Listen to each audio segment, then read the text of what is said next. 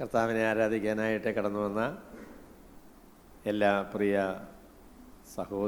സഹോദരന്മാർക്കും കർത്താവായ യേശുക്രിസ്തുവിൻ്റെ വിലയേറിയ നാമത്തിലുള്ള സ്നേഹവന്ദനം അറിയിക്കുന്നു. ജമീമ റോഡ്രിഗസ് നമുക്ക് എല്ലാവർക്കും ഇപ്പോൾ വളരെ പരിചിതമായിരിക്കുന്ന ഒരു പേരാണ്. ഭാരതത്തിൻ്റെ കായിക ചരിത്രത്തിൽ യേശുക്രിസ്തുവിനെ കുറിച്ച് പറയാൻ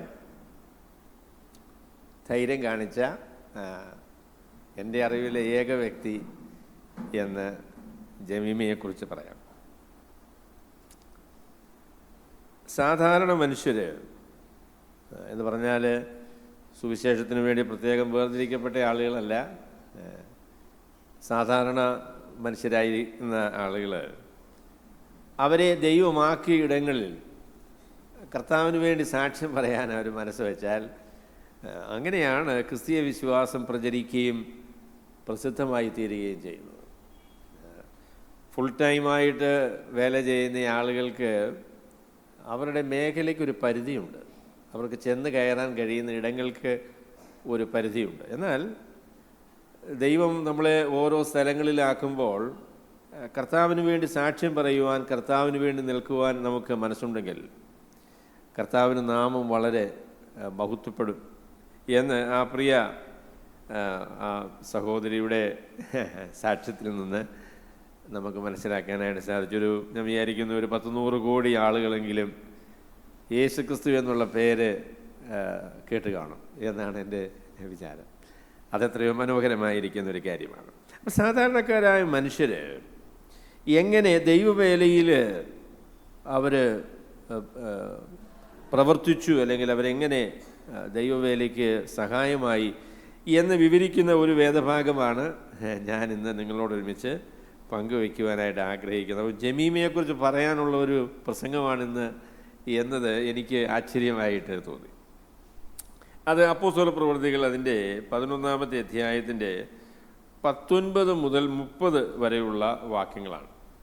നിങ്ങൾ അപ്പോസ്തല പ്രവൃത്തികൾ ഈ ദിവസങ്ങൾ വായിക്കുന്നുണ്ട് എന്ന് ഞാൻ പ്രതീക്ഷിക്കുന്നു.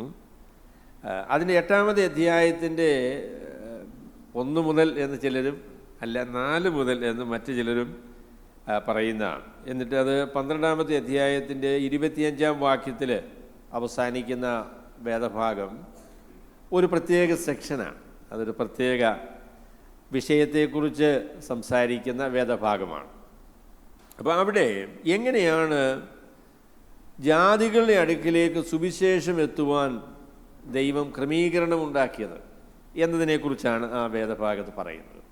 How God prepares the way for the gospel to enter into the ends of the earth. ലോകത്തിൻ്റെ അന്ത്യം വരെ, അവസാനം അല്ലെങ്കിൽ ലോകത്തിൻ്റെ അതിരുകൾ വരെ എങ്ങനെയാണ് സുവിശേഷം എത്തുവാൻ കാരണമായത്, അതിനുള്ള പശ്ചാത്തലം എന്താണ്, ഏത് നിലയിലാണ് കർത്താവ് ഇത് ഒരുക്കിയത് എന്നതിനെക്കുറിച്ചാണ് ഈ വേദഭാഗത്ത് പറയുന്നത്. അപ്പോൾ ശൗലിൻ്റെ മാനസാന്തരം, അതിനുശേഷം അതിന് മുമ്പ് 8-ാമത്തെ അധ്യായത്തിൽ നമ്മൾ ഫിലിപ്പോസിൻ്റെ ശമരിയിലുള്ള ദൈവത്തിൻ്റെ വേല, പിന്നീട് എത്യോപ്യക്കാരനായ ഷണ്ണൻ അദ്ദേഹത്തിൻ്റെ മാനസാന്തരം, പിന്നീട് ശൗലിൻ്റെ മാനസാന്തരം, പിന്നീട് പത്രോസ് സുവിശേഷ പ്രവർത്തനങ്ങൾക്കായിട്ട് കടന്നു പോകുന്നത് കൊർന്നല്യോസിൻ്റെ ഭവനത്തിൽ, താൻ ഒരു ജാതീയൻ്റെ ഭവനത്തിൽ ചെന്ന് സുവിശേഷം അറിയിക്കുന്നതും അവർ സുവിശേഷം സ്വീകരിക്കുന്നതും അവരെ ദൈവസഭയിലേക്ക് സ്വീകരിക്കുന്നതുമായ ചരിത്രമാണ് ഈ വേദഭാഗത്ത് നമുക്ക് കാണാനായിട്ട് സാധിക്കുന്നത്. അതിനുശേഷം അതിൻ്റെ 19 മുതലുള്ള വാക്യങ്ങളിൽ പൗലോസ് ജാതീയ അല്ലെങ്കിൽ ലോകത്തിൻ്റെ അറ്റത്തോളം സുവിശേഷം എത്തിക്കുന്ന പരിപാടിയിൽ വളരെ പ്രമുഖമായ ഒരു പങ്ക് വഹിച്ച ഒരു സഭയെക്കുറിച്ചാണ് പറയാൻ ആഗ്രഹിക്കുന്നത്. അവിടെ ക്രോണോളജി അല്ലെങ്കിൽ കാലമനുസരിച്ചുള്ള ഒരു പുരോഗതിയിലല്ല 18 മുതൽ 18 കഴിഞ്ഞാൽ 19-ാമത്തെ വാക്യം എന്ന് പറയുന്നത് it is not a chronological progression. അവിടെ നമുക്ക് കാണാനായിട്ട് സാധിക്കത്തില്ല. കാരണം ചോദിച്ചാൽ 19-ാമത്തെ വാക്യത്തിൽ നമ്മളിങ്ങനെയാണ് വായിക്കുന്നത്: സ്തേഫാനോസ് നിമിത്തം ഉപദ്രവം ഹേതുവാൽ ചിതറിപ്പോയവർ യഹൂദന്മാരോടല്ലാതെ മറ്റാരോടും വചനം സംസാരിക്കാതെ ഫൊയ്നീക്കിയ, കുപ്രോസ്, അന്ത്യോക്യ എന്നീ പ്രദേശങ്ങളോളം സഞ്ചരിച്ചു. അപ്പോൾ നമുക്കറിയാം സ്തേഫാനോസ് ഉണ്ടായ തൻ്റെ രക്തസാക്ഷിത്വം എന്ന് പറയുന്നത് അതിൻ്റെ ശൗലിൻ്റെ മാനസാന്തരത്തിന് മുൻപാണ്. ഏകദേശം ഒരു പക്ഷേ AD 32 മുതലായ ആ കാലഘട്ടങ്ങളിലാണ് അത് സംഭവിച്ചത് എന്ന് നമുക്ക് വിചാരിക്കാം. അപ്പോൾ അതിനോടനുബന്ധിച്ചുണ്ടായ പീഡയിൽ സംഭവിച്ച കാര്യത്തെക്കുറിച്ചാണ് ഇവിടെ ലൂക്കോസ് നമ്മളോട് പറയുന്നത്. അപ്പോൾ ക്രോണോളജി അനുസരിച്ച് ഉള്ള ഒരു പുരോഗതിയല്ല. പിന്നെയോ സുവിശേഷം എങ്ങനെയാണ് ലോകത്തിൻ്റെ അറ്റത്തോളം എത്തുവാൻ കാരണമായത് എന്നതിനെക്കുറിച്ച് പറയുമ്പോൾ അന്ത്യോക്യയിലെ സഭയ്ക്ക് ഉള്ള പ്രാധാന്യം വളരെയാണ്. അന്ത്യോക്യയിലെ സഭയ്ക്കുള്ള പ്രാധാന്യം വളരെയാണ്. അപ്പോൾ അതിനെ സംബന്ധിച്ച് ലൂക്കോസ് പറയുന്ന കാര്യം നമുക്ക് 19 മുതൽ, അതായത് അപ്പസ്തല പ്രവർത്തികൾ അതിൻ്റെ 11-ാമത്തെ അധ്യായത്തിൻ്റെ 19 മുതൽ 30 വരെയുള്ള വേദഭാഗങ്ങൾ നമുക്ക് കാണാൻ സാധിക്കും. അപ്പം നിങ്ങളുടെ ബൈബിളിൽ ആ ഭാഗത്തേക്ക് വരണം എന്ന് ഞാൻ അപേക്ഷിക്കുകയാണ്. അപ്പം ഞാൻ ആ വാക്യങ്ങളൊന്ന് വായിക്കാം. സ്തേഫാനോസ് നിമിത്തമുണ്ടായ ഉപദ്രവം ഹേതുവാൽ ചിതറിപ്പോയവർ യഹൂദന്മാരോടല്ലാതെ മറ്റാരോടും വചനം സംസാരിക്കാതെ ഫൊയ്നീക്കിയ, കുപ്രോസ്, അന്ത്യോക്യ എന്നീ പ്രദേശങ്ങളോളം സഞ്ചരിച്ചു. അവരിൽ ചിലർ കുപ്രോസുകാരും കുറേനക്കാരുമായിരുന്നു. അവർ അന്ത്യോക്യയിലെത്തിയ ശേഷം യവനന്മാരോടും കർത്താവായ യേശുക്രിസ്തുവിനെക്കുറിച്ചുള്ള സുവിശേഷം അറിയിച്ചു. കർത്താവിൻ്റെ കൈ അവരോട് കൂടെ ഉണ്ടായിരുന്നു. വലിയൊരു കൂട്ടം വിശ്വസിച്ച് കർത്താവിങ്കലേക്ക് തിരിഞ്ഞു. അവരെക്കുറിച്ചുള്ള ഈ വർത്തമാനം യെരുശലേമിലെ സഭയുടെ ചെവിയിലെത്തിയപ്പോൾ അവർ ബർന്നബാസിനെ അന്ത്യോക്യയോളം പറഞ്ഞയച്ചു. അവൻ ചെന്ന് ദൈവകൃപ കണ്ട് സന്തോഷിച്ചു. എല്ലാവരും ഹൃദയനിർണയത്തോടെ കർത്താവിനോട് ചേർന്ന് നിൽപ്പാൻ തക്കവണ്ണം പ്രബോധിപ്പിച്ചു. അവൻ നല്ല മനുഷ്യനും പരിശുദ്ധാത്മാവിനാലും വിശ്വാസത്താലും നിറഞ്ഞവനും ആയിരുന്നു. വളരെ പുരുഷന്മാരും കർത്താവിനോട് ചേർന്നു. അവൻ ശൗലിനെ തിരവാൻ തർസോസിലേക്ക് പോയി അവനെ കണ്ടെത്തിയാറെ അന്ത്യോക്യയിലേക്ക് കൂട്ടിക്കൊണ്ടുവന്നു. അവർ ഒരു സംവത്സരം മുഴുവനും സഭായോഗങ്ങളിൽ കൂടുകയും ബഹുജനത്തെ ഉപദേശിക്കുകയും ചെയ്തു. ആദ്യം അന്ത്യോക്യയിൽ വെച്ച് ശിഷ്യന്മാർക്ക് ക്രിസ്ത്യാനികൾ എന്ന പേർ ഉണ്ടായി.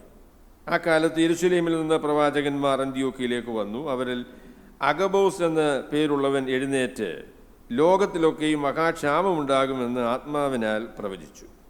ഇത് ക്ലൗദ്യോസിൻ്റെ കാലത്ത് സംഭവിച്ചു. അപ്പോൾ യഹൂദിയിൽ പാർക്കുന്ന സഹോദരന്മാർ ഉദവിക്കായി ശിഷ്യന്മാരിൽ ഓരോരുത്തൻ പ്രാപ്തി പോലെ കൊടുത്തയപ്പാൻ നിശ്ചയിച്ചു. അവർ അത് നടത്തി ബർന്നബാസിൻ്റെയും ശൗലിൻ്റെയും കയ്യിൽ മൂപ്പന്മാർക്ക് കൊടുത്തയച്ചു. ഞങ്ങളുടെ സ്നേഹമുള്ള കർത്താവേ, അവിടുത്തെ പ്രവർത്തനം എത്ര അത്ഭുതകരമാണ്, അവിടുത്തെ വഴികൾ എത്ര അഗോചരമാണ്. അവിടുത്തെ വചനത്തെ ഞങ്ങൾക്ക് അവിടുന്ന് വിഭജിച്ച് തരണമേ. അവിടുത്തെ സത്യങ്ങളെ ഗ്രഹിപ്പാൻ ഞങ്ങളുടെ ഹൃദയത്തെ ഒരുക്കണമേ. കർത്താവായ യേശു ക്രിസ്തുവിൻ്റെ വിലയേറിയ നാമത്തിൽ തന്നെ.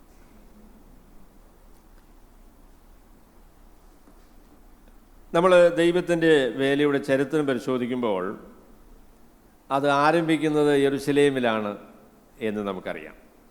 പെന്തക്കോസ് നാളിൽ കർത്താവിൻ്റെ സഭ സ്ഥാപിക്കപ്പെടുന്നത് യെരുശലേമിലാണ്. ആദ്യത്തെ ഒരു 10 വർഷം ദൈവവേലയുടെ കേന്ദ്രം എന്ന് പറയുന്നത് യെരുശലേമാണ്. അവിടെ നിന്നാണ് സുവിശേഷത്തിൻ്റെ വർധനവ് പല ഭാഗങ്ങളിലേക്ക് ഉണ്ടാകുന്നത്. എന്നാൽ ജാതികളുടെ ഇടയിലേക്കുള്ള സുവിശേഷ പ്രവർത്തനം, അതിന് യെരുശലേമിലുള്ള ആളുകൾക്ക് എത്രത്തോളം മനസ്സുണ്ടായി എന്ന് നമുക്കറിയില്ല. അവരുടെ പശ്ചാത്തലം അനുസരിച്ചും അവരുടെ പാരമ്പര്യം അനുസരിച്ചും ഒക്കെ ജാതികളായിരിക്കുന്ന ആളുടെ അടുക്കിലേക്ക് ചെല്ലാനായിട്ടുള്ള ഒരു സ്വാതന്ത്ര്യം അവർക്ക് അതിൽ കുറവാണ്. അപ്പം അതുകൊണ്ട് പിന്നീട് നമ്മൾ നോക്കുമ്പോൾ ദൈവത്തിൻ്റെ വേലയുടെ കേന്ദ്രം യെരുശലേമിൽ നിന്ന് അന്ത്യോക്യയിലേക്ക് മാറുകയാണ്. അവിടെയുള്ള ആളുകൾ യഹൂദന്മാരെ പോലെ യെരുശലേമിലുള്ള ആളുകളെ പോലെ ആ നിലയിലുള്ള ഒരു പശ്ചാത്തലത്തിലുള്ള ആളുകളല്ല. അവർ സ്വതന്ത്രമായി ദൈവത്തിൻ്റെ പരിശുദ്ധാത്മാവിൻ്റെ നിയന്ത്രണത്തിൽ ദൈവം പറയുന്നത് പോലെ പ്രവർത്തിക്കാനുള്ള ഒരു മനസ്സ് അവരുടെ മധ്യത്തിലുണ്ട് എന്ന് ചിന്തിക്കാൻ നമുക്ക് ന്യായമുണ്ട്. അപ്പോൾ അതുകൊണ്ട് പ്രവർത്തനം ഇനിയും അന്ത്യോക്യയിലേക്ക്, അല്ലെങ്കിൽ അതിൻ്റെ കേന്ദ്രം ഇനി അന്ത്യോക്യയായിട്ട് മാറാൻ പോവുകയാണ്. നമ്മൾ ക്രിസ്തീയ വിശ്വാസത്തിൻ്റെ ചരിത്രം പരിശോധിച്ചാൽ നമുക്ക് യെരുശലേം, പിന്നീട് അന്ത്യോക്യ, പിന്നെ എഫേസോസ്, പിന്നെ ക്രിസ്തീയ വിശ്വാസത്തിൽ അല്ലെങ്കിൽ അപ്പോസ്തലന്മാരുടെ കാലം കഴിഞ്ഞതിന് ശേഷം അലക്സാൻഡ്രിയ, അതിനുശേഷം റോം എന്ന സ്ഥലങ്ങളിലേക്കൊക്കെ ക്രിസ്തീയ വിശ്വാസം വ്യാപിക്കുന്നതായിട്ട് നമുക്ക് കാണാനായിട്ട് കഴിയും. അപ്പോൾ അതിൽ വളരെ പ്രമുഖമായിരിക്കുന്ന ഒരു പ്രവർത്തന കേന്ദ്രമാണ് അന്ത്യോക്യ എന്ന് പറയുന്ന കാര്യം. അപ്പോൾ നമുക്ക് ആദ്യത്തെ ആ വേദഭാഗത്തേക്ക് വരാം. 19-ാമത്തെ വാക്യത്തിൽ അപ്പസ്തലനല്ല സുവിശേഷകനായിരിക്കുന്ന ലൂക്കോസ് പറയുന്നത്. അപ്പോൾ അതിനെക്കുറിച്ച് ഒരു കാര്യം കൂടെ പറയണം. ഒരുപക്ഷേ ലൂക്കോസിൻ്റെ സ്ഥലം സഭ, അല്ലെങ്കിൽ അദ്ദേഹത്തിൻ്റെ മാതൃസഭ എന്ന് പറയുന്ന അന്ത്യോക്യയിലെ സഭയാണ്. അന്ത്യോക്യയിലെ സഭയാണ് ലൂക്കോസിൻ്റെ മാതൃസഭ എന്ന് വിചാരിക്കാനുള്ള ഒരുപാട് കാരണങ്ങൾ അപ്പോസ്തല പ്രവൃത്തികൾ തന്നെ ഉണ്ട്. അപ്പോൾ അദ്ദേഹത്തിന് അന്ത്യോക്യ സഭയോട് പ്രത്യേകിച്ച് ഒരു സ്നേഹം ഉണ്ട്. അദ്ദേഹത്തിൻ്റെ പ്രത്യേക സ്നേഹം കൊണ്ടല്ല അന്ത്യോക്യ സഭയെക്കുറിച്ച് അദ്ദേഹം അതിന് ഊന്നൽ നൽകി സംസാരിക്കുന്നു. പിന്നെയോ സുവിശേഷ പ്രവർത്തനങ്ങൾക്കുള്ളൊരു പ്രത്യേക വിശാലത അവിടെ നമുക്ക് കാണാനായിട്ട് സാധിക്കും. അവിടെ സ്തേഫാനോസ് നിമിത്തമുണ്ടായ ഉപദ്രവം ഹേതുവായി ചിതറിപ്പോയവർ യഹൂദന്മാരോടല്ലാതെ മറ്റാരോടും വചനം സംസാരിക്കാതെ ഫൊയ്നീക്യ, കുപ്രോസ്, അന്ത്യോക്യ എന്നീ പ്രദേശങ്ങളോളം സഞ്ചരിച്ചു. അപ്പോഴാദ്യമേ ലൂക്കോസ് പറയുന്നത് സ്തേഫാനോസിനെ കൊല ചെയ്തത്, സ്തേഫാനോസിൻ്റെ രക്തസാക്ഷിത്വം സങ്കടകരമായ ഒരു കാര്യമായിരുന്നു.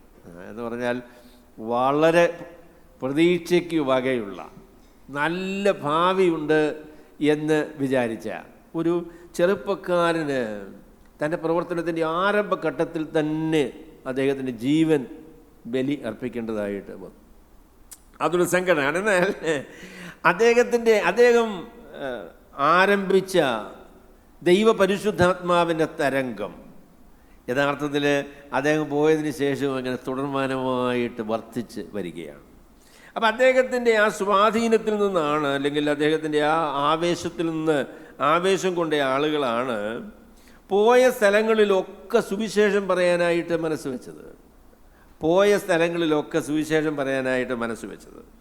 അപ്പോൾ അതിനെക്കുറിച്ച് പറയുമ്പോൾ കർത്താവിൻ്റെ കൈ അവരോട് കൂടെ ഉണ്ടായിരുന്നു, വലിയൊരു കൂട്ടം വിശ്വസിച്ച് കർത്താവിങ്കിലേക്ക് തിരിഞ്ഞു. അപ്പോൾ ഈ വാക്യങ്ങളെ എല്ലാം കൂടെ ക്രോഡീകരിച്ച് ഞാൻ ഒരു പ്രസ്താവന എൻ്റെ ആദ്യത്തെ പോയിൻ്റായിട്ട് ഞാൻ പറയാൻ ആഗ്രഹിക്കുന്നു. അത് ഇങ്ങനെയാണ്: ദൈവത്തിൻ്റെ വേല, ദൈവത്തിൻ്റെ സഭ അനുഗ്രഹിക്കപ്പെടുന്നത് ദൈവത്തിൻ്റെ കരം അവരോടുകൂടെ ഉണ്ട് എന്ന അവസ്ഥയിൽ അവൻ നിൽക്കുമ്പോഴാണ്. അല്ലെങ്കിൽ ദൈവത്തിൻ്റെ കരം നമുക്ക് അനുകൂലമാണ്, അല്ലെങ്കിൽ ദൈവത്തിൻ്റെ കരത്തിൻ്റെ നിയന്ത്രണത്തിലാണ് നാം പ്രവർത്തിക്കുന്നത്, ജീവിക്കുന്നത് എന്നതാണ് നമ്മളുടെ അനുഗ്രഹത്തിൻ്റെ അടിസ്ഥാനം എന്ന് പറയുന്നത്.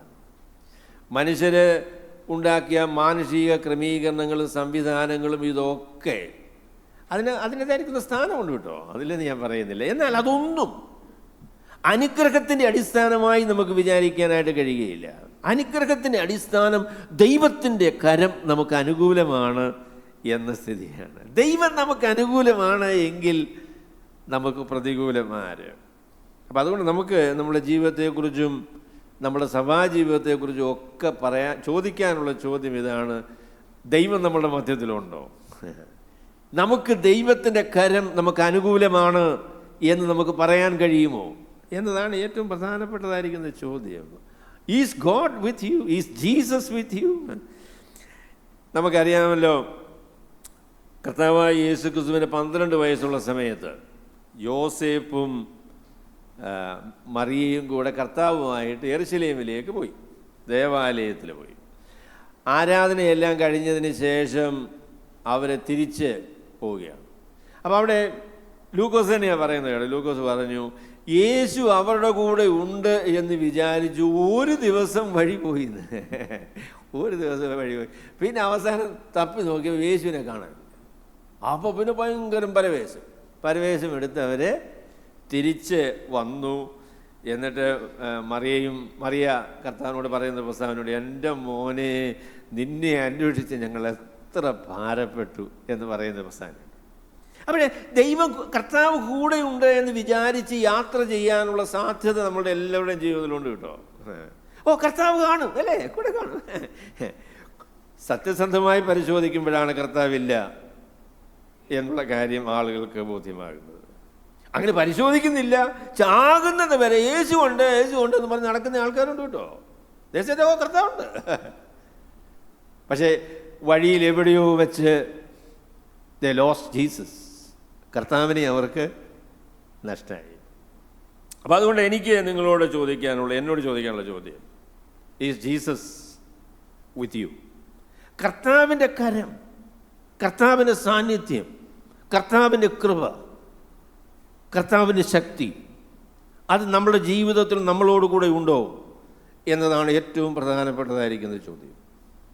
മറ്റെന്തെല്ലാം അനുകൂലമായിരുന്നാലും, മറ്റെന്തെല്ലാം കാര്യങ്ങൾ നമ്മൾ നേടിയെടുത്താലും, കർത്താവില്ലാത്ത പരിപാടി അത് പരാജയമാണ്, അത് വിജയിക്കുകയില്ല. കർത്താവില്ലാത്ത ജീവിതം അത് പരാജയമാണ്, അത് വിജയിക്കുകയില്ല എന്നത് ബൈബിൾ നമ്മളെ പഠിപ്പിക്കുന്ന കാര്യമാണ്. അപ്പോൾ ഈ പ്രിയപ്പെട്ടവരുടെ അനുഗ്രഹം എന്ന് പറയുന്നത് കർത്താവിൻ്റെ കരം അവർക്ക് അനുകൂലമായിരുന്നു. The hand of the Lord was with them. കർത്താവിൻ്റെ കരം അവരോട് കൂടെ ഉണ്ടായിരുന്നു. ഞാനത് ഒരു പ്രാവശ്യം കൂടെ അടിവരയിട്ട് പറയട്ടെ.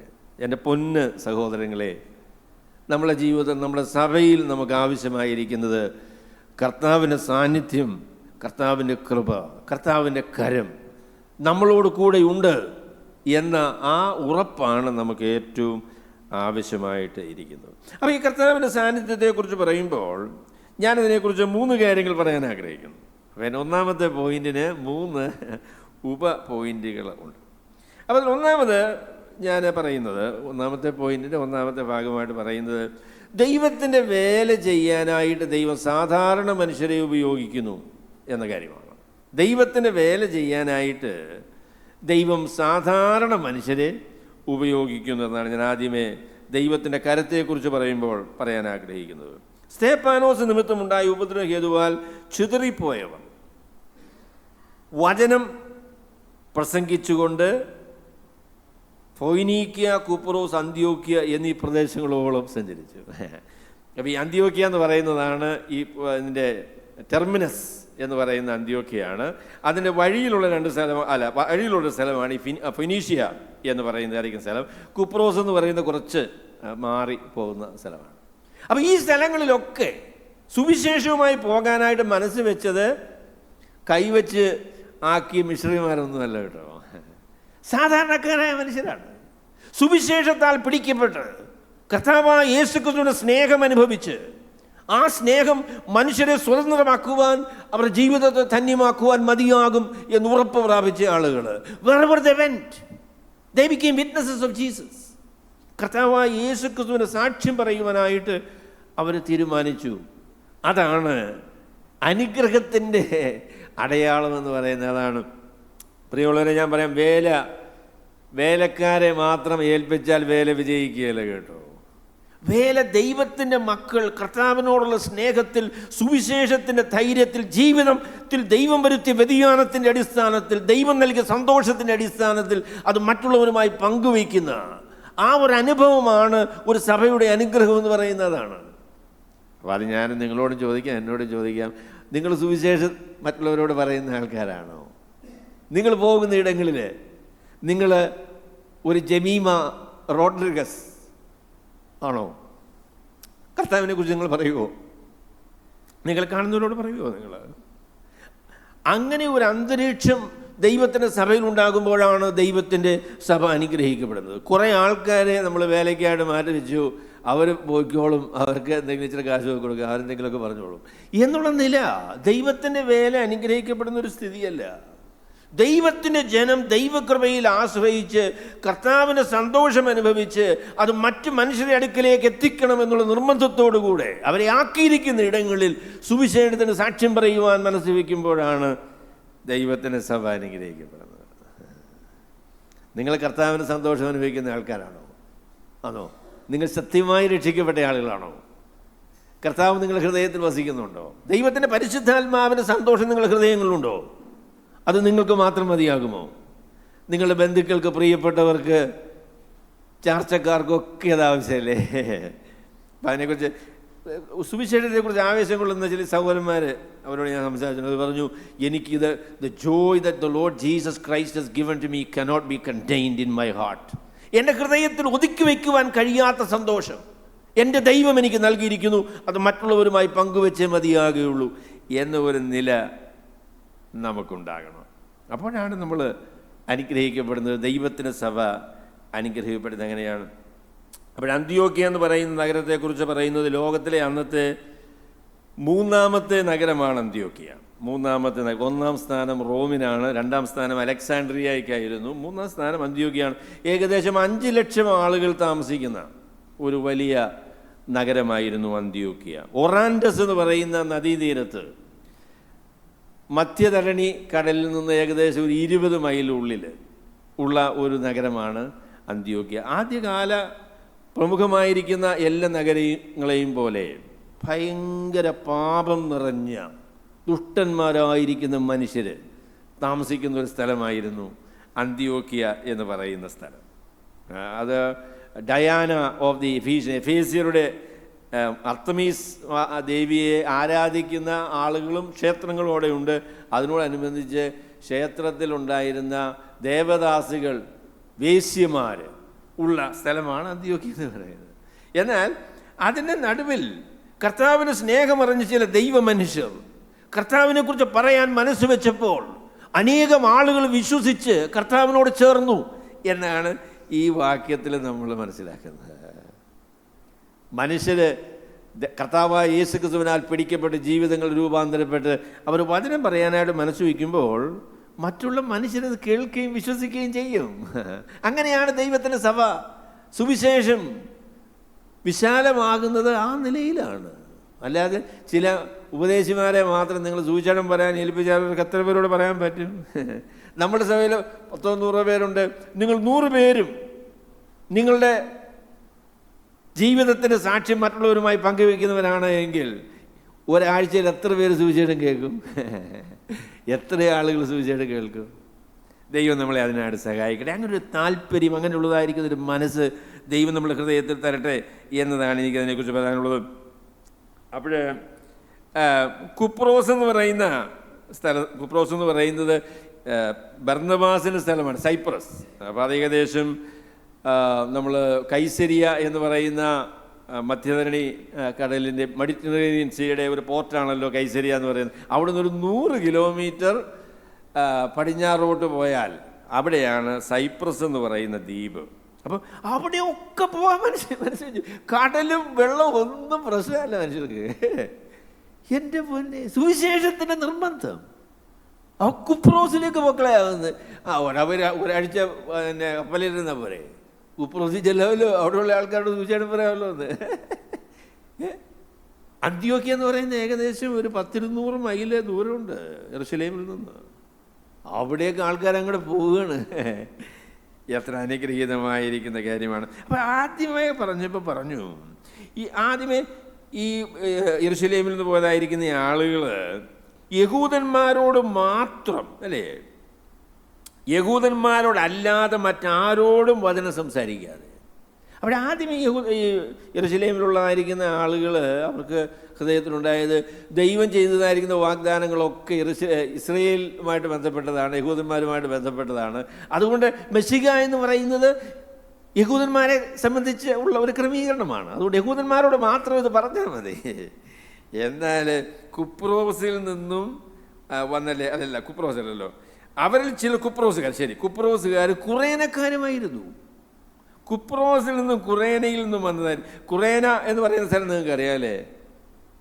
കുറേനയുടെ പ്രത്യേകത എന്തുവാ? കുറേനക്കാരനായ ശിമോനെ നമുക്കറിയാം.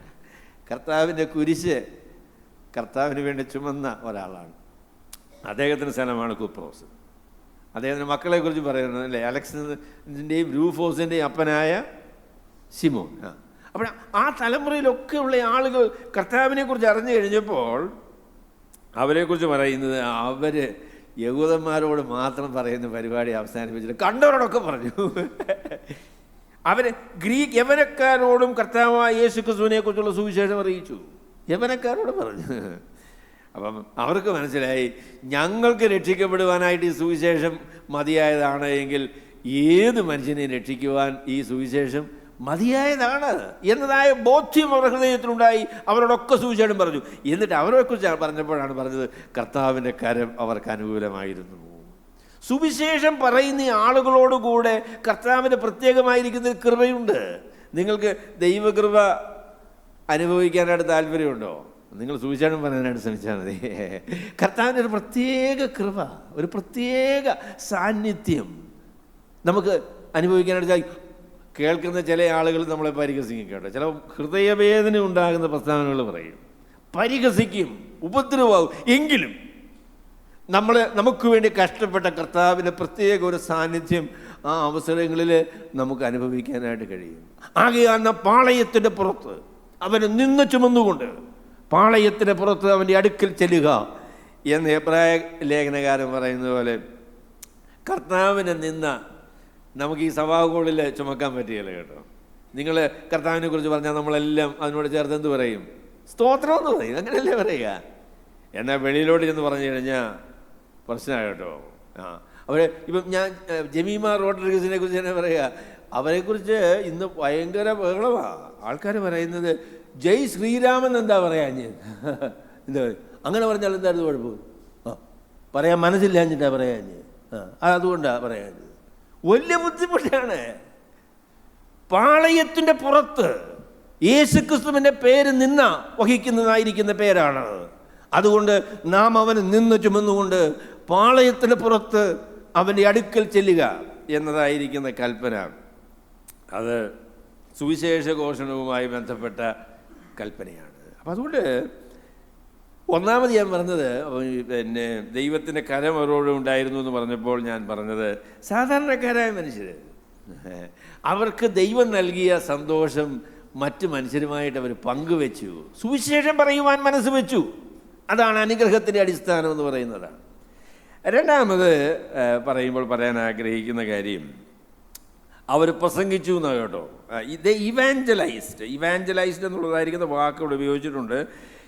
ശേഷം കർത്താവായ യേശു ക്രിസ്തുവിനെ കുറിച്ചുള്ള സുവിശേഷം അറിയിച്ചു. സുവിശേഷം അറിയിച്ചു, ഇവാഞ്ചലൈസ്ഡ് എന്നുള്ളതായിരിക്കുന്ന വാക്കാണ് അതിന് മൂല ഭാഷയിൽ ഉപയോഗിച്ചിരിക്കുന്നത്. സുവിശേഷവൽക്കരണം നടത്തി.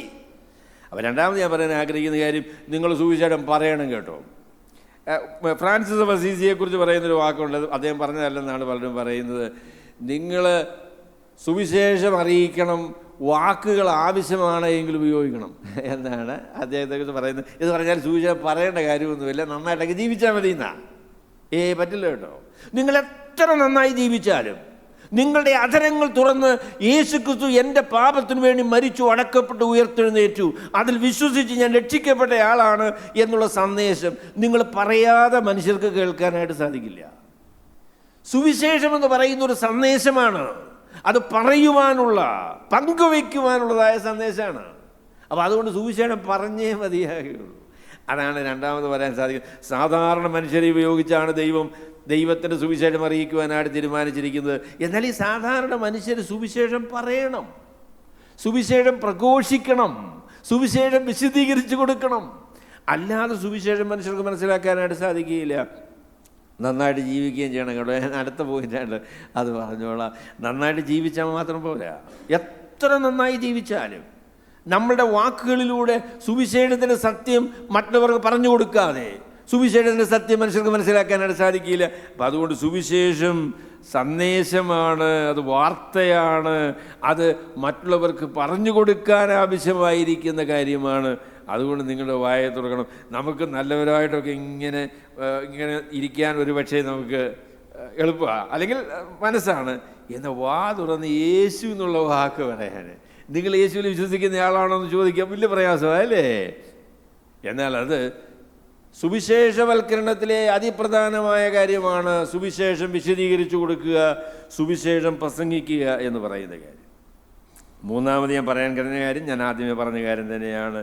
നമ്മളെ പ്രവർത്തനത്തിൻ്റെ അനുഗ്രഹം ദൈവം തന്നെ നമ്മിലൂടെ പ്രവർത്തിക്കുന്നു എന്നുള്ളതാണ്. നമ്മുടെ പ്രവർത്തനത്തിൻ്റെ അനുഗ്രഹം ദൈവം പ്രവർത്തിക്കുന്നു എന്നുള്ളതാണ്. പ്രിയമുള്ളവരെ, ഞാൻ പറയട്ടെ, നമ്മൾ കർത്താവിന് വിധേയപ്പെട്ട, കർത്താവിൻ്റെ ഹിതപ്രകാരം, കർത്താവിൻ്റെ ഇഷ്ടപ്രകാരം ആ സ്വാതന്ത്ര്യത്തിൽ ദൈവത്തിൻ്റെ വേല ചെയ്യണം എന്നാണ് ദൈവം ആഗ്രഹിക്കുന്നത്. The hand of God was with dum. ദൈവത്തിൻ്റെ കരം അവരോട് കൂടെ ഉണ്ടായിരുന്നു. അതിനെക്കുറിച്ച് ചക്സിൻ്റെ ആൾ പറയുന്നൊരു പ്രസ്താവനയുണ്ട്. പലപ്പോഴും മനുഷ്യൻ്റെ, വിശ്വാസികളുടെ പ്രവർത്തനം കണ്ടാൽ ദൈവം സഹായിച്ചാൽ സന്തോഷം, സഹായിച്ചില്ലെങ്കിലും ഞങ്ങൾ പ്രവർത്തിക്കുമെന്നാണ് അദ്ദേഹം പറഞ്ഞു. അങ്ങനെയുള്ള ആൾക്കാരുണ്ടല്ലേ. കർത്താവ് സഹായിച്ചാൽ നമുക്ക് സന്തോഷമേ ഉള്ളൂ, കർത്താവ് സഹായിച്ചില്ലേ എന്ത് ചെയ്യും? ഇല്ലെങ്കിലും ഞങ്ങൾ ചെയ്യുമല്ലേ. എൻ്റെ പൊന്നെ, അതെന്തൊരു പ്രവർത്തനമാണ്. ഒരിക്കൽ മത്തായിച്ചൻ, അദ്ദേഹം മദ്യപിക്കുന്നയാളാണ്. മദ്യപിച്ച് വൈകുന്നേരം സമയത്ത് കന്യാമറിയാമിൻ്റെ വിഗ്രഹമുള്ള കൂട്ടിൻ്റെ അടുക്കിൽ കൂടെ വരികയാണ്. അപ്പോൾ അത് ഒരു 50 പൈസ തൊട്ട് കന്യാമറിയാമിൻ്റെ അതിലേക്ക് അങ്ങോട്ട് നിക്ഷേപിച്ചു. എന്നിട്ട് പറഞ്ഞു, കന്യാമറിയാമേ ക്ഷമിക്കണമേ എന്ന് പറഞ്ഞു. അപ്പം പെട്ടെന്ന് അദ്ദേഹത്തിൻ്റെ ഹൃദയം, കള്ളു കുടിച്ചാന്നല്ലോ, ഒരു ചിന്ത, കന്യാമറിയാൻ ക്ഷമിച്ചില്ലെങ്കിൽ എന്ത് ചെയ്യും? അപ്പോൾ അങ്ങനെ അങ്ങനെ ഇച്ചിരി അങ്ങോട്ട് കഴിഞ്ഞപ്പോൾ പറഞ്ഞു, കന്യാമറിയാൻ ഇപ്പം ക്ഷമിച്ചില്ലെങ്കിലും മത്തായിച്ചനൊന്നുമില്ല. ക്ഷമിക്കുന്ന സന്തോഷം, ക്ഷമിക്കുകയില്ലെങ്കിലും ഈ മത്തായിച്ചന് കാര്യമൊന്നുമില്ല. മത്തായിച്ചൻ നാളെ വൈകുന്നേരം കുടിക്കും, അത് വേറെ കാര്യം. അങ്ങനെയാണോ നമ്മളുടെ പ്രവർത്തനം? നമ്മൾ പ്രവർത്തിക്കും, എന്തും പ്രവർത്തിക്കും. കർത്താവ് സഹായിച്ച വളരെ സന്തോഷം, വല്ലപ്പോഴൊക്കെ പ്രാർത്ഥിക്കുകയൊക്കെ ചെയ്യും. സഹായിച്ച വളരെ സന്തോഷം, സഹായിച്ചില്ലെങ്കിലോ? ഇല്ലെങ്കിലും മത്തായിച്ചന് വലിയ കാര്യമൊന്നുമില്ല. ദൈവത്തിൻ്റെ കരം നമുക്ക് അനുകൂലമല്ല എങ്കിൽ, ദൈവത്തിൻ്റെ അനുഗ്രഹം നമ്മുടെ മധ്യത്തിലില്ല എങ്കിൽ നമ്മുടെ പ്രവർത്തനങ്ങൾ വ്യർത്ഥമാണ്. അതിനെക്കുറിച്ച് ശലോമോൻ രാജാവ് പറയുന്നത് പോലെ, യഹോവ വീട് പണിയാതിരുന്നാൽ പണിയുന്നവർ വൃഥാ അധ്വാനിക്കുന്നു, യഹോവ പട്ടണം കാക്കാതെ ഇരുന്നാൽ കാവൽക്കാരൻ വൃഥാ ജാഗരിക്കുന്നു. നമ്മുടെ അധ്വാനവും പ്രയത്നവും ഒക്കെ ഫലവത്തായിത്തീരുന്നത് അത് ദൈവം നമ്മിലൂടെ ചെയ്യുന്ന പ്രവർത്തനങ്ങളായിരിക്കുമ്പോഴാണ്. We have to be on the same page with Jesus. കർത്താവിനോട് ചേർന്ന് പ്രവർത്തിക്കുന്ന അനുഭവം, അതാണ് നമ്മുടെ ജീവിതത്തിൻ്റെ വിജയം. പ്രാർത്ഥനാ നിരതരായിട്ട് ദൈവത്തിൻ്റെ ഹിതപ്രകാരം ദൈവത്തിന് ഉപയോഗിക്കുവാൻ കഴിയുന്ന പാത്രങ്ങളായി ആ നിലയിൽ ദൈവാനുഗ്രഹത്തിന് മുഖാന്തരമായി പ്രവർത്തിക്കുമ്പോഴാണ് ദൈവത്തിൻ്റെ അനുഗ്രഹം നമുക്ക് പ്രാപിക്കാനായിട്ട് സാധിക്കുന്നത്. We need to be desperately depending upon the Lord.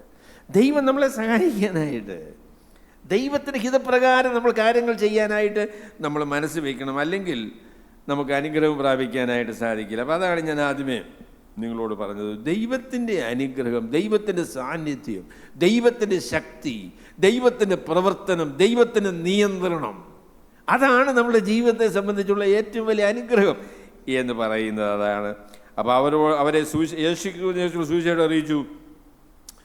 വലിയൊരു കൂട്ടം വിശ്വസിച്ച് കർത്താവിലേക്ക് തിരിഞ്ഞു എന്ന് പറഞ്ഞ വാക്ക് നല്ല വാക്കാണ് കേട്ടോ. അത് രക്ഷിക്കപ്പെടുന്നതിന് ഉപയോഗിക്കുന്നൊരു വാക്കാണ്. കർത്താവിലേക്ക് തിരിഞ്ഞു. They turned to Jesus. കർത്താവിലേക്ക് തിരിഞ്ഞു. ഈ മാനസാന്തരപ്പെടുക, രക്ഷിക്കപ്പെടുക എന്ന് പറയുന്നത്, ടേൺഡ് എന്ന് പറയുന്നത് ടേൺഡ് 180 ഡിഗ്രീസ് എന്ന് പറയാം അല്ലേ. അത് ജീവിതത്തിൻ്റെ വ്യതിയാനമാണ്, അത് രൂപാന്തരമാണ്. പോകുന്ന വഴിയെ തന്നെ പിന്നെയും പോകുന്നൊരു പരിപാടിയല്ല.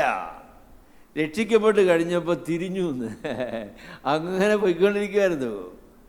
രക്ഷിക്കപ്പെട്ട് കഴിഞ്ഞപ്പോൾ it was A turning of life. നമ്മുടെ ജീവിതത്തിൻ്റെ വ്യതിയാനമാണ്, ജീവിതത്തെ തിരിച്ചുവിടുന്നതാണ് രക്ഷിക്കപ്പെടുക എന്ന് പറയുന്ന അനുഭവം.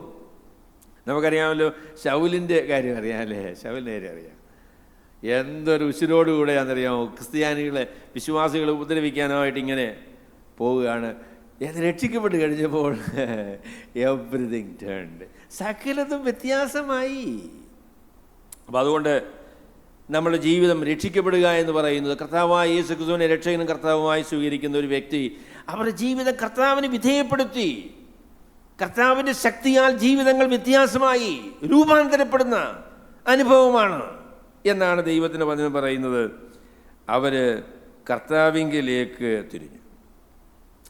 എന്നിട്ട് രണ്ടാമത്തെ പോയിന്റ്, ഒന്നാമത്തെ പോയിന്റ് ഞാൻ പറഞ്ഞത് നമ്മളുടെ ക്രിസ്തീയ ജീവിതത്തിൻ്റെയും സഭാജീവിതത്തിൻ്റെയും അനുഗ്രഹവും കർത്താവിൻ്റെ കരം നമുക്ക് അനുകൂലമാണ് എന്ന് പറയുന്നതാണ്. രണ്ടാമത്,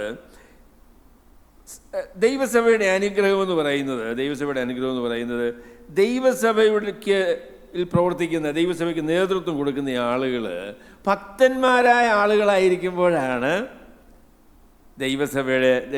ദൈവസഭയ്ക്ക് അനുഗ്രഹം ലഭിക്കുന്നത്.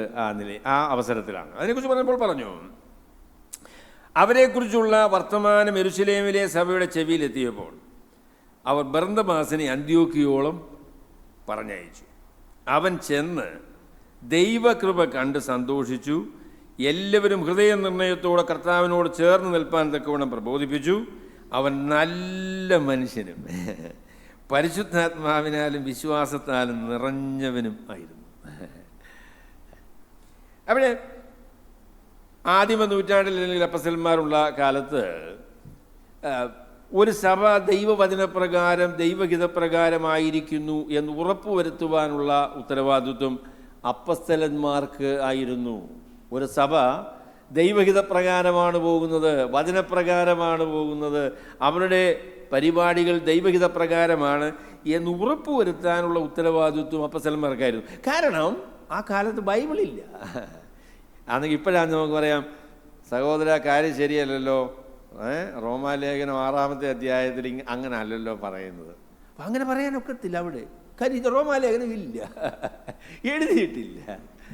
അപ്പം അതുകൊണ്ട് അന്ന് വിശ്വാസത്തെ നിയന്ത്രിക്കുന്നതും വിശ്വാസ ജീവിതം ശരിയാണ് എന്ന് ഉറപ്പുവരുത്തുന്നതും അപ്പസ്തലന്മാരാണ്. അതുകൊണ്ടാണ് പറഞ്ഞിരിക്കുന്നത് ദൈവത്തിൻ്റെ സഭ എങ്ങനെയാണ് പണിതത്? അപ്പസ്തലന്മാരും പ്രവാചകന്മാരും എന്നുള്ള അടിസ്ഥാനത്തിൻ്റെ മേൽ പണിതിരിക്കുന്നു.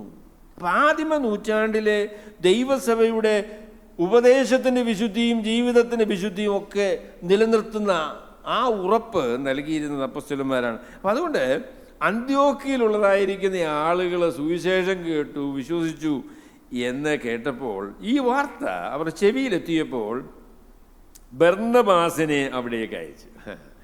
ഇത് 4-ാമത്തെ പ്രാവശ്യമാണ് ബർന്നബാസിനെ നമ്മൾ കാണുന്നത്. 4-ാമത്തെ പ്രാവശ്യമാണ് ബർന്നബാസിനെ കാണുന്നത്. നേരത്തെ കണ്ടപ്പോഴും ബർന്നബാസ് നല്ല മനുഷ്യനായിരുന്നു കേട്ടോ. ഇപ്പോഴും അദ്ദേഹം നല്ല മനുഷ്യൻ തന്നെയാണ്.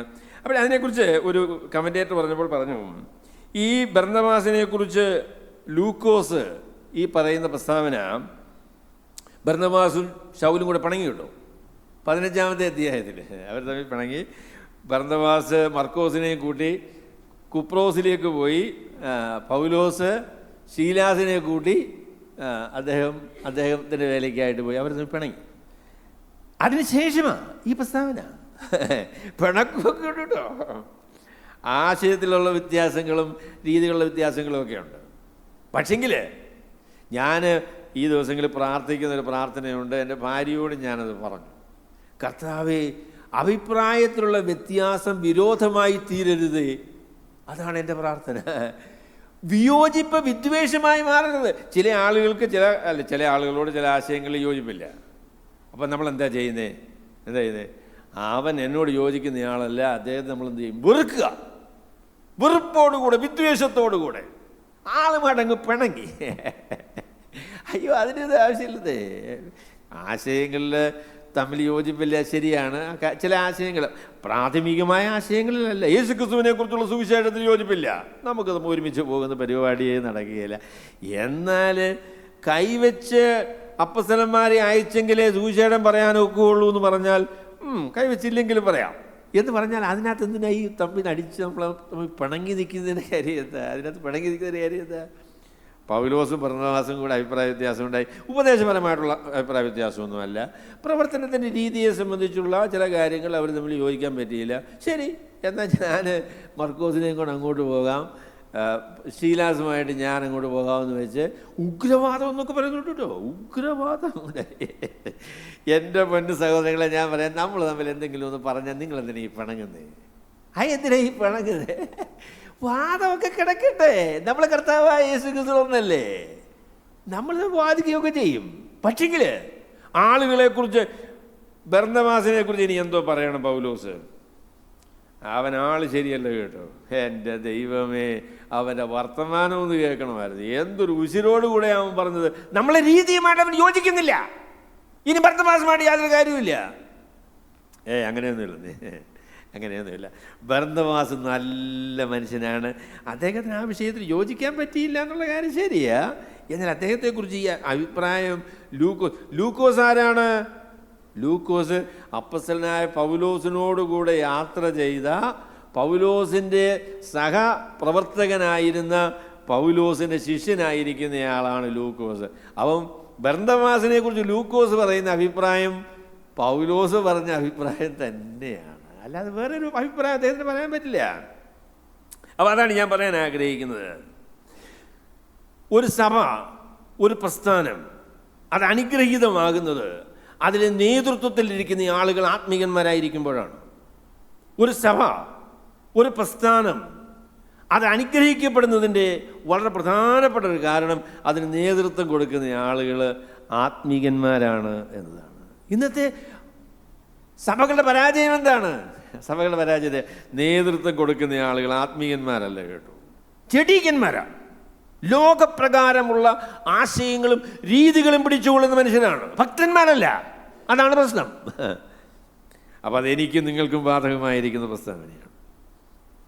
ഞാൻ ഈ ചോദ്യം ചോദിക്കാം.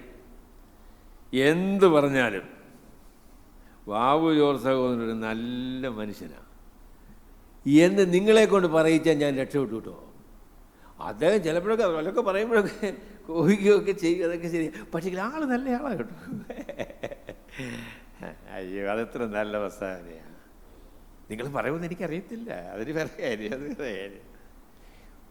ദൈവ മനുഷ്യരെക്കുറിച്ചും മറ്റുള്ള ആളുകൾ പറയേണ്ട പ്രസ്താവന അതാണ്. അവർ എന്തൊക്കെ പറഞ്ഞെന്ന് പറഞ്ഞാലും അവർ നല്ല മനുഷ്യരാകട്ടെ.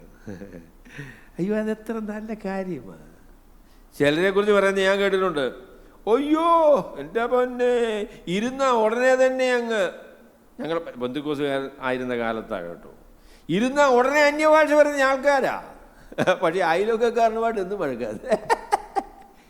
അപ്പോൾ വേറൊരു പാസ്റ്ററെ കുറിച്ച് പറഞ്ഞ പ്രസ്താവന ജോയി ജോൺ സാർ പറഞ്ഞാൽ കേട്ടോ. ജോയി ജോൺ സാർ പറഞ്ഞ, അദ്ദേഹം പറഞ്ഞു, വെള്ളവസ്ത്രം ധരിക്കും, കൈകൊട്ടിപ്പാടും, അന്യഭാഷ പറയും, വീട്ടിൽ വന്നാൽ ഭാര്യയെ അടിക്കും. അതാണ് പാസ്റ്ററുടെ വിശദീകരണം. വെള്ളവസ്ത്രം ധരിക്കും, അന്യഭാഷ പറയും, കൈകൊട്ടിപ്പാടും, പക്ഷേ വീട്ടിൽ വന്ന ഭാര്യ തല്ലും. എൻ്റെ പൊന്നെ, ഇതെന്തൊരു പാസ്റ്ററാ! അയ്യോ, എൻ്റെ പൊന്നെ സഹോദരങ്ങളെ പറയുന്നത്, നമ്മളുടെ അനുഗ്രഹം എന്ന് പറയുന്നത് ദൈവജനത്തിന് നേതൃത്വം കൊടുക്കുന്ന ആളുകൾ ആത്മീകന്മാരും ഭക്തന്മാരുമാണ് എന്നതാണ്. ആത്മീകന്മാരും ഭക്തൻ. ഒരു സഭയുടെ അനുഗ്രഹം എന്താണ്? നേതൃത്വത്തിലുള്ള ആളുകൾ അങ്ങനെ ആയിരിക്കണം, വിശ്വാസികളും അങ്ങനെ ആയിരിക്കണം. ഇദ്ദേഹത്തെക്കുറിച്ച് പറഞ്ഞ വാക്ക് കേട്ടു നോക്കിയേ. അദ്ദേഹം പറഞ്ഞു, അദ്ദേഹം നല്ല മനുഷ്യൻ. അയ്യോ, എൻ്റെ പൊന്നെ, നല്ല മനുഷ്യൻ. ഈ നല്ലതെന്നുള്ളതായിരിക്കുന്ന വാക്ക് കർത്താവായ യേശു ക്രിസ്തുവിനെ കുറിച്ച് പറഞ്ഞു കേട്ടോ. 10-ാമത്തെ അധ്യായത്തിൽ പത്രോസിൻ്റെ പ്രസംഗത്തിൽ പറഞ്ഞപ്പോൾ പറഞ്ഞു, അവൻ നന്മ ചെയ്തുകൊണ്ട് ദേശം എല്ലായിടവും സഞ്ചരിച്ചു എന്ന് പറഞ്ഞു. കർത്താവിനെ കുറിച്ച് പറയുന്നത് വളരെ പ്രധാനപ്പെട്ട ഒരു വാക്കാണ്. കർത്താവ് നല്ല മനുഷ്യനായിരുന്നു. അത് കർത്താവിനേക്കാൾ നല്ല ഒരു മനുഷ്യനെ നിങ്ങൾക്ക് ലോകത്തിൽ കാണാൻ പറ്റില്ല. That was A speciality of Jesus. He was a good man. He was actually the perfection of goodness. നന്മയെ വിശദീകരിക്കുവാൻ നമുക്ക് ഉപയോഗിക്കാവുന്ന വാക്കാണ് യേശു എന്ന് പറയുന്നത്. അങ്ങനെയാ കർത്താവ്. കർത്താവിൻ്റെ കൂടെ നടന്ന മനുഷ്യരും കർത്താവിനെ പോലെയൊന്നും അല്ല എന്നുള്ള കാര്യം ശരിയാ, പക്ഷേ അവർ നല്ല മനുഷ്യരായിരുന്നു കേട്ടോ. എൻ്റെ പൊന്നു സഹോദരങ്ങളെ, ഞാൻ പറയട്ടെ, നേതാക്കന്മാരെ കുറിച്ച് മാത്രമല്ല പറയുന്നത്, വിശ്വാസികളെക്കുറിച്ച്. നിങ്ങൾ നല്ല മനുഷ്യരാണ് എന്ന് നിങ്ങളെ അറിയുന്ന ആളുകൾ പറയണം കേട്ടോ.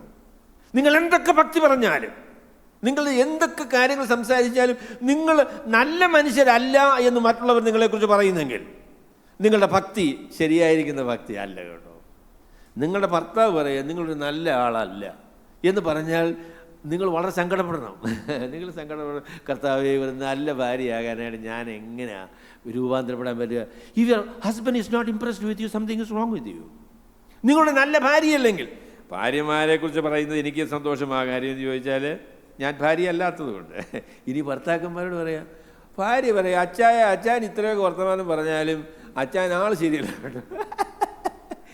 എൻ്റെ ഒരു ഉപദേശിയുടെ ഭാര്യ ഒരു ദിവസം സഭായോഗത്തിന് പോകുമ്പോൾ അദ്ദേഹത്തിൻ്റെ പുറകെ ഒരു പായും തലവണയും ഒക്കെ കൈ പിടിച്ച് അദ്ദേഹത്തിൻ്റെ കൂടെ യാത്ര ചെയ്യുകയാണ്. ആൾക്കാർ ചോദിച്ചു എന്താന്ന് ചോദിച്ചു. ഉടനെ അദ്ദേഹം പറഞ്ഞു, എൻ്റെ പൊന്നെ, ഇദ്ദേഹം സഭായോഗത്തിലൊക്കെ എന്തൊരു നല്ല മനുഷ്യനാ, നല്ലയാളാ, അതുകൊണ്ട് സഭാകോളി ഞാനങ്ങ് താമസിക്കാൻ പോവാ. വീട്ടിൽ വന്നാലല്ലേ ഉള്ളു പ്രശ്നം, വീട്ടിൽ വന്നാലേ ഉള്ളു പ്രശ്നം.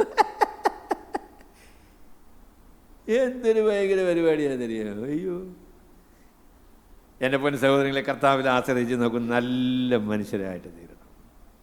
നമ്മളെ കാണുന്നവരൊക്കെ പൂർണ്ണതയൊന്നും പറ്റുകയില്ല കേട്ടോ, പൂർണ്ണത പറ്റുകയില്ല, നല്ല മനുഷ്യരാണ്. അങ്ങനെയുള്ള ചില സഹോദരന്മാരെ ഓർത്ത് ഞാൻ ദൈവത്തിന് സ്തോത്രം ചെയ്യുന്നു. റെനി നൈജൽ ഞങ്ങൾ അമേരിക്ക വന്നപ്പോൾ അവിടെ ഒരു ചെറിയ യോഗത്തിന് നൈജൽ ഒരു സാക്ഷ്യം പറഞ്ഞു.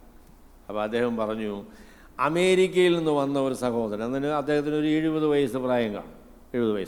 അപ്പോൾ അദ്ദേഹം അവരുടെ സ്കൂളിൽ പഠിപ്പിക്കാനായിട്ട് ഒരു 6 മാസം അവരോടുകൂടെ താമസിച്ചു. അപ്പം സ്കൂളിലെ നിയമം അനുസരിച്ച് സുവിശേഷം പറയാൻ അനുവാദമില്ല കേട്ടോ, സുവിശേഷം പറയാൻ അനുവാദമില്ല, ആരോടും സുവിശേഷം പറയരുതെന്ന്.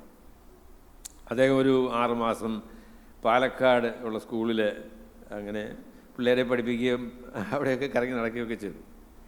അവസാനം അദ്ദേഹം പോകാനുള്ള സമയമായി എന്നറിഞ്ഞപ്പോൾ അവിടെയുള്ള എല്ലാ ടീച്ചേഴ്സും കരഞ്ഞെന്ന് പറഞ്ഞു, ഭയങ്കര കരച്ചിൽ. എന്താണെന്ന് ചോദിച്ചു, പറഞ്ഞു, ഇദ്ദേഹത്തെ പോലെ നല്ല മനുഷ്യനെ ഞങ്ങളുടെ ജീവിതത്തിൽ ഞങ്ങൾ കണ്ടിട്ടില്ല. അദ്ദേഹത്തോട് ചോദിച്ചാൽ എന്താ ഇത്രയും നല്ല മനുഷ്യനാകാൻ കാര്യമാണ്.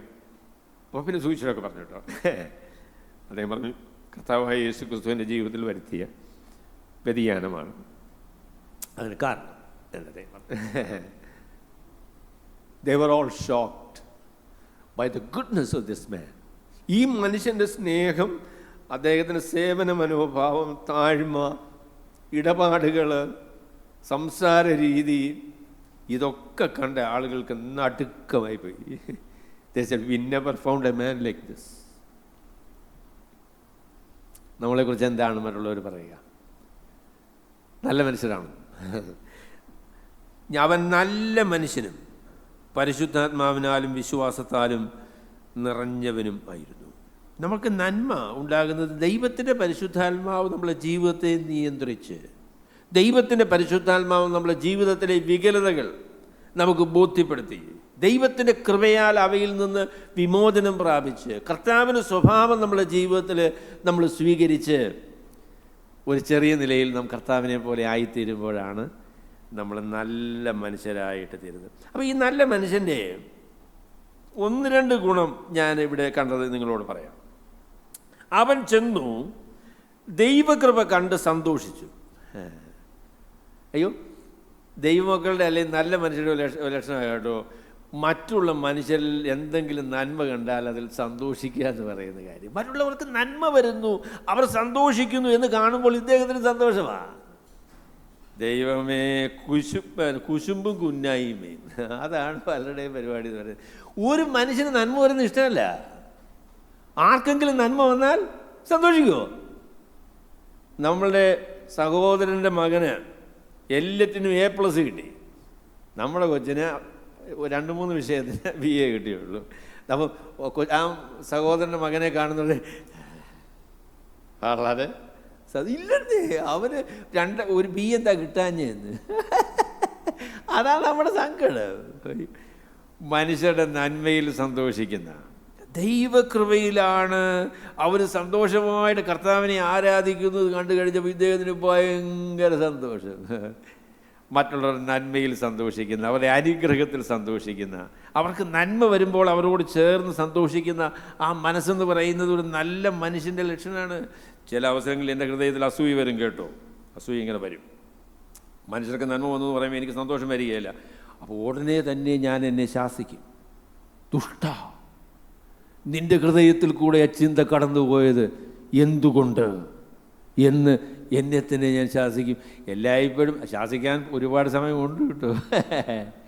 അയ്യോ, എന്തുകൊണ്ട് മനുഷ്യരുടെ അനുഗ്രഹത്തിൽ സന്തോഷിക്കാൻ കഴിയുന്നില്ല, മനുഷ്യരുടെ നന്മ ആഗ്രഹിക്കുവാൻ കഴിയുന്നില്ല? അത് കണ്ട് സന്തോഷിച്ച് കേട്ടോ. എന്നിട്ട് പിന്നെ പറഞ്ഞു അപ്പോൾ അത് ഞാൻ ഒരു കാര്യം കൂടെ പറയാം. മലയാളികൾ കുറ്റം പറയാൻ ഭയങ്കര മിടുക്കന്മാരാകും കേട്ടോ. എന്ത് കുറ്റം കണ്ടാലും ഉടനെ പറഞ്ഞേക്കും, ചാടി പറയും. നന്മ കണ്ടാലോ മിണ്ടത്തില്ല. അതാണ് മലയാളികളുടെ ഒരു പ്രത്യേകത എന്ന് പറയുന്നത്. ദോഷം കണ്ടാൽ പറയും, നന്മ കണ്ടാൽ പറയത്തില്ല. അപ്പം ബർന്നബാസിൻ്റെ പേരിൻ്റെ അർത്ഥം എന്താണെന്നറിയാമോ? പ്രബോധന പുത്രൻ. പ്രബോധന പുത്രൻ എന്ന് പറഞ്ഞാൽ ഇച്ചിരി കട്ടിയായ മലയാളം വാക്കാണ്. ഇംഗ്ലീഷ് അതുകൊണ്ട് പറയാം. ഇംഗ്ലീഷ് ആണെങ്കിൽ മലയാളം നിങ്ങൾക്ക് മനസ്സിലായില്ലേ, നിങ്ങൾ എന്ത് ചെയ്യണം? ഇംഗ്ലീഷ് വായിക്കണം. സൺ ഓഫ് എൻകറേജ്മെൻറ്റ്, അതാണ് അതിൻ്റെ അർത്ഥം. ഉത്സാഹിപ്പിക്കുന്ന ആളെന്ന്. എൻ്റെ പൊന്നെ, നമ്മുടെ സഹോദരിമാർ മോശമൊന്നുമല്ല കേട്ടോ. അങ്ങനെ ഇരിക്കുകയാണ്. എന്ത് കണ്ടാലും എന്നോട് പ്രസംഗം നന്നായി എന്ന് പറയുന്ന ആളുകൾ വളരെ കുറവാണ്. നിങ്ങളെല്ലാവരും എന്നോട് പറയണമെന്ന് ഞാൻ പറയുന്നില്ല, അത് വേറെ കാര്യം. വെരി റെയർലി ജോസ് മാത്യു സഹോദരൻ ചിലപ്പോഴൊക്കെ എന്ന് പറയും, സഹോദരൻ നന്നായത്. മറ്റു സഹോദരന്മാരും പറയത്തില്ല. എന്നാൽ അമേരിക്കക്കാരുടെ പിന്നെ ഇച്ചിരി എക്സാജറേറ്റ് ചെയ്തൊക്കെ ഒരു പറയുന്ന ആൾക്കാരാണ്. ദൈവമേ, മനുഷ്യരെ ഉത്സാഹിപ്പിക്കാനായിട്ട് ഇതിൽ എൻ്റെ ഭാര്യ എന്നോട് പറയും, ഉത്സാഹിപ്പിക്കണമെന്നൊക്കെ പറയും, പക്ഷേ ഉത്സാഹിപ്പിക്കുന്ന കുറവാണെന്ന് പറയും കേട്ടോ. എൻ്റെ സ്വഭാവം തന്നെയാണ്. ഞാനത് മറ്റുള്ളവരെ കുറ്റം പറയുന്നത് എന്നോട് തന്നെ പറയുക. എൻ്റെ പൊന്നു സഹോദരങ്ങളെ, ഞാൻ പറയും, നല്ല മനുഷ്യരെന്ന് പറയുന്നത് മറ്റുള്ളവരെ ഉത്സാഹിപ്പിക്കുന്ന ആളുകളാണ്. തളർന്നിരിക്കുന്ന, ക്ഷീണിച്ചിരിക്കുന്ന ആളുകളോട് ഒരു പക്ഷേ ഒരു വാക്ക്, അവർ ചെയ്തൊരു ഉപകാരം, അവരുടെ ജീവിതത്തിൽ നിങ്ങൾ കണ്ട ഒരു നന്മ നിങ്ങൾ അവരോട് പറഞ്ഞാൽ അതവർക്ക് വലിയൊരു ഉത്സാഹമാകും കേട്ടോ.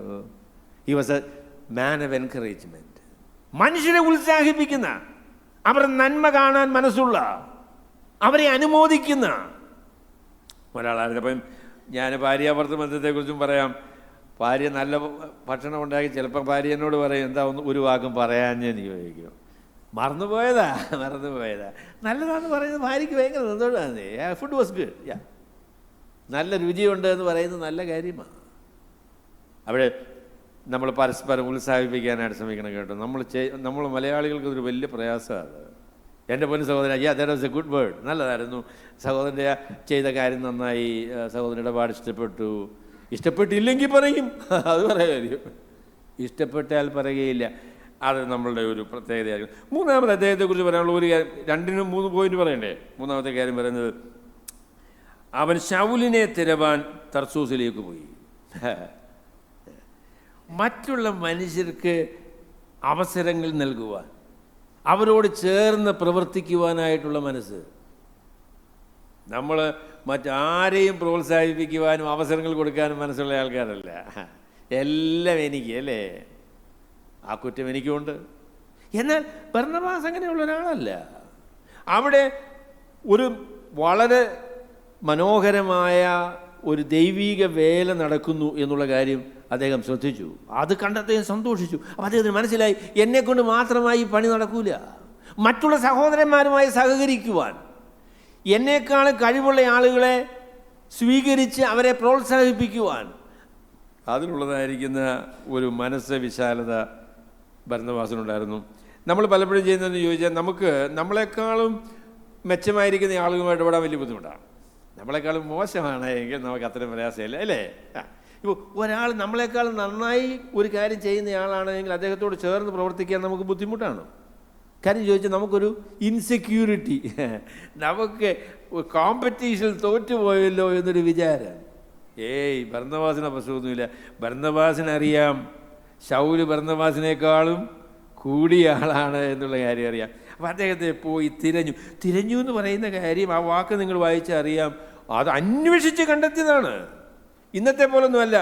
സെൽഫോൺ എടുത്തു, ആരാ? ശൗലല്ലേ? ഞാനങ്ങോട്ട് വരിക കേട്ടോ. അപ്പോൾ ലൊക്കേഷൻ ഒന്ന് അയക്കാമോ? ലൊക്കേഷൻ കണ്ടുപിടിക്കാമല്ലോ. ആ ലൊക്കേഷനൊന്നും ഇല്ല. അവിടെ തർസോസിലാണെന്ന് അറിയാൻ കേട്ടോ. തർസോസ് എന്ന് പറയുന്നത് 10,000-20,000 അല്ലെങ്കിൽ 19,000 പേര് പാർക്കുന്നൊരു സ്ഥലമാണ്. ശൗലിനെ കണ്ടുപിടിച്ചേ ഉള്ളൂന്ന്. അതിനു വേണ്ടിയൊക്കെ പോയി. അന്ത്യോക്യയിൽ നിന്ന് ഒരു 10-200 മൈൽ ദൂരത്തിൽ യാത്ര ചെയ്ത് അവിടെ തർസോസിൽ ചെന്ന് ശൗലിനെ പരിചയമുള്ള ആൾക്കാരോടൊക്കെ ചോദിച്ച് അന്വേഷിച്ച് അവസാനം നോക്കിയപ്പോൾ തോടെ ശൗലവിടെ നിൽക്കുന്നു. എൻ്റെ പൊന്നെ ചെന്ന് കെട്ടിയങ്ങ് പിടിച്ചു. എൻ്റെ പൊന്ന് സഹോദര, ഞാൻ നടന്നെൻ്റെ കാലയിലെ തൊലി തേഞ്ഞു. എൻ്റെ പൊന്നെ എന്തോരം ബുദ്ധിമുട്ടിയിട്ടാണ് കാണാൻ പറ്റിയത്. അവിടെ അദ്ദേഹം ഒരു നല്ല വേലയൊക്കെ ചെയ്തുകൊണ്ടിരിക്കുന്ന ആളാണ് കേട്ടോ. അവിടെ പറഞ്ഞു, എൻ്റെ പൊന്ന് സഹോദര വന്നേ ഒക്കത്തുള്ളൂ. ഇവിടെ ഊത്തകേറി എന്ന് പറഞ്ഞാൽ അറിയാമോ നിങ്ങൾക്ക്? ഊത്ത എന്ന് പറഞ്ഞാൽ കേട്ടിട്ടുണ്ടോ? ഊത്തുകര എന്ന് പറഞ്ഞാൽ ഞങ്ങളുടെ നാട്ടിലൊക്കെ ആണെങ്കിൽ ചില സമയത്ത് വെള്ളപ്പൊക്കം വരുമ്പോൾ ഒരുപാട് മത്സ്യം വന്ന് കയറും. അതിനാണ് ചാകര, ചാകര എന്നുള്ള വാക്കാണ് വെച്ചത്. വന്നിങ്ങനെ കയറും. പറഞ്ഞു, പൗലോസിനോട് പറഞ്ഞു, ശൗലേ എൻ്റെ പൊന്നു മോനെ, ചാകരാടാ എൻ്റെ പൊന്നു സഹോദര, വന്ന് സഹായിക്കണം, നീ വന്നേ ഒക്കത്തുള്ളൂ എന്ന് പറഞ്ഞ് നിർബന്ധിച്ച് ശൗലിനെ കൂട്ടി അവർ അന്ത്യോക്യയിലേക്ക് വന്നു. അയ്യോ, മറ്റ് സഹോദരന്മാരെ സ്നേഹിക്കുന്ന, അവർക്ക് പ്രവർത്തനത്തിന് അവസരം കൊടുക്കുന്ന, അവരുടെ കഴിവുകളെ അംഗീകരിക്കുന്ന, അവരോട് ഒരുമിച്ച് പ്രവർത്തിക്കുവാനുള്ള വിനയമുള്ള ആ ഒരു നിലയിലുള്ള നല്ല മനുഷ്യനാണ് ബർന്നബാസ് എന്ന് പറയുന്നയാൾ. ബർന്നബാസിനെ പോലുള്ള ആളുകൾ വളരെ കുറവാണ് കേട്ടോ.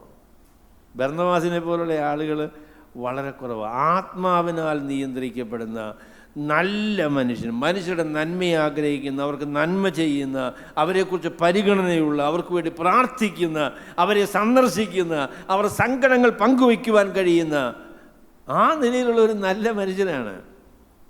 നമ്മുടെ ചില സഹോദരന്മാരും പരാതി പറഞ്ഞു കേട്ടോ, അവരെ പോയി സന്ദർശിക്കുന്നില്ല, അവരുടെ സങ്കടങ്ങളിൽ പങ്കുചേരുന്നില്ല എന്നൊക്കെയുള്ള പരാതി പറഞ്ഞു. ശരിയാ, അത് ശരിയാ. ആർക്കാ നേരം, ആർക്കാ മനസ്സ്, ആർക്കാണ് ഭാരം, അല്ലേ? അയ്യോ, ബർന്നബാസാണെങ്കിൽ മേനക്കെട്ട് പോകുന്നേ. അയ്യോ, നാട്ടെന്ന് ഒരു 2 ആഴ്ചത്തെ നടപ്പുണ്ട്. നാട്ടെന്ന് പോവുകയാണ് തർസോസിലേക്ക് പൗലോസിനെ കൂട്ടിക്കൊണ്ടുവരാനായിട്ട്. നമുക്ക് നമ്മുടെ കൂട്ടായ്മ മെച്ചപ്പെടുത്തണം, പരസ്പര സ്നേഹം വർദ്ധിപ്പിക്കണം, ഉത്സാഹിപ്പിക്കുന്നത് വർദ്ധിപ്പിക്കണം, ഒരുമിച്ച് പ്രാർത്ഥിക്കുവാനുള്ള മനസ്സുണ്ടാവണം, നമുക്ക് സങ്കടങ്ങൾ പങ്കുവയ്ക്കുവാനുള്ള അവസരങ്ങൾ ഉണ്ടാകണം. അവിടെയാണ് ഒരു സഭയുടെ അനുഗ്രഹം എന്ന് പറയുന്നതാണ്. ഭാരങ്ങളെ പങ്കുവയ്ക്കുവാൻ, സന്തോഷങ്ങൾ ഒരുമിച്ച് പങ്കിടുവാൻ, സ്നേഹിക്കുവാൻ, ഒരുമിച്ച് ഭക്ഷണം കഴിക്കുവാൻ, അങ്ങനെയൊക്കെയുള്ള അവസരങ്ങൾ ഉണ്ടാകണം. ഒരു നഗരത്തിലെ സഭ എന്നുള്ള നിലയിലുള്ള ബുദ്ധിമുട്ടുകൾ നമുക്കുണ്ട് കേട്ടോ. എങ്കിലും നമ്മുടെ സന്ദർശനങ്ങൾ വർദ്ധിപ്പിക്കണം, സ്നേഹം വർദ്ധിപ്പിക്കണം, ആളുകളുമായുള്ള പരിചയം വർദ്ധിപ്പിക്കണം. നമ്മുടെ സഭയിൽ വരുന്ന ചില ആളുകൾക്ക് വേണ്ടുന്ന പരിഗണന കിട്ടുന്നില്ല എന്നുള്ളത് ശരിയാണ്. അവർ വന്നൊന്ന് ചിരിക്കാൻ പോലും ചിലർക്ക് മനസ്സില്ല. പുതുതായിട്ട് വന്ന ഒരാളിനെ പരിചയപ്പെടുവാൻ മനസ്സുള്ള ആളുകൾ കുറവാണ്. അയ്യോ, അത് നമുക്കൊരു വലിയ ക്ഷീണമാണല്ലോ. നമ്മൾ അന്യോന്യം പരിചയപ്പെടുവാൻ, സ്നേഹിക്കുവാൻ, കരുതുവാൻ, ആളുകൾ അവഗണിക്കപ്പെടുന്നില്ല എന്ന ആ ഒരു തോന്നൽ അവരുടെ ഹൃദയത്തിലുണ്ടാകുവാൻ നമുക്ക് ആവശ്യമായിരിക്കുന്നു. മൂന്നാമതൊരു പോയിൻ്റ് കൂടെ എനിക്കുണ്ടായിരുന്നു. ആ പോയിൻ്റ് പറഞ്ഞാൽ ഞാൻ സമയം അതിക്രമിക്കും എന്നെനിക്കറിയാം, അതുകൊണ്ട് ഞാനത് പറയുന്നില്ല. അതുകൊണ്ട് എൻ്റെ പൊന്നു സഹോദരങ്ങളെ, നമ്മുടെ അനുഗ്രഹം എന്ന് പറയുന്നത് ദൈവം നമ്മളോട് കൂടെ ഉണ്ട് എന്നുള്ള ഉറപ്പാണ്. ആ യാഥാർത്ഥ്യമാണ്, ദൈവത്തിൻ്റെ സാന്നിധ്യമാണ്, അതാണ് നമ്മളുടെ ഉറപ്പ്. രണ്ടാമത്, ദൈവം നമ്മളെ രൂപാന്തരപ്പെടുത്തി നമ്മൾ നല്ല മനുഷ്യരായിട്ട് ദൈവം നമ്മളെ തീർത്തിരിക്കുന്നു എന്നതാണ് നമ്മുടെ അനുഗ്രഹത്തിൻ്റെ വേറെ വളരെ പ്രധാനപ്പെട്ട ഒരു തെളിവ് എന്ന് പറയുന്നതാണ്. വിശേഷാൽ നേതാക്കന്മാർ, ഭക്തന്മാർ, ദൈവത്തെ സ്നേഹിക്കുന്ന ആളുകൾ, ദൈവവേലയെ സ്നേഹിക്കുന്ന ആളുകൾ, നല്ല മനുഷ്യർ എന്നുള്ളൊരു നില നമ്മുടെ മധ്യത്തിലുണ്ടാകുന്നുവെങ്കിൽ അതൊരു വലിയ അനുഗ്രഹമാണ്. സർവശക്തനായ ദൈവം അതിനായിട്ട് നമ്മളെ സഹായിക്കട്ടെ. ഞങ്ങളെ സ്നേഹിക്കുന്ന ഞങ്ങളുടെ വാഴ്ത്തപ്പെട്ട പിതാവേ, ഞങ്ങളുടെ ജീവിതത്തിന് ധൈര്യവും അനുഗ്രഹവും അവിടുന്ന് ഞങ്ങളോട് കൂടെയുണ്ട്. അവിടുത്തെ കരം ഞങ്ങൾക്ക് അനുകൂലമായിരിക്കുന്നു എന്നത് തന്നെയാണ്. അത് ഉറപ്പാക്കുവാൻ, ദൈവസന്നിധിയിൽ അതിനുവേണ്ടി യാചിക്കുവാൻ ഞങ്ങളെ അധികമായിട്ട് അവിടുന്ന് സഹായിക്കണം എന്ന് പ്രാർത്ഥിക്കുന്നു. ദൈവമേ, വക്രതയും കോട്ടവും മത്സരവും എല്ലാം നിറഞ്ഞ ഈ ലോകത്തിൽ അനിന്യരും പരമാർത്ഥികളും ദൈവത്തിൻ്റെ നിഷ്കളങ്ക മക്കളുമായി, നല്ല മനുഷ്യരായി, പരിശുദ്ധാത്മാവിനാൽ നിയന്ത്രിക്കപ്പെടുന്ന ആളുകളായി രൂപപ്പെടുവാൻ ഞങ്ങളെല്ലാവരെയും അവിടെ സഹായിക്കണം എന്ന് ഞങ്ങൾ അങ്ങയോട് പ്രാർത്ഥിക്കുന്നു. അവിടുത്തെ കരങ്ങൾ ഞങ്ങളെ ഏൽപ്പിക്കുന്നു. കർത്താവായ യേശുക്രിസ്തുവിൻ്റെ വിലയേറിയ നാമത്തിൽ തന്നെ.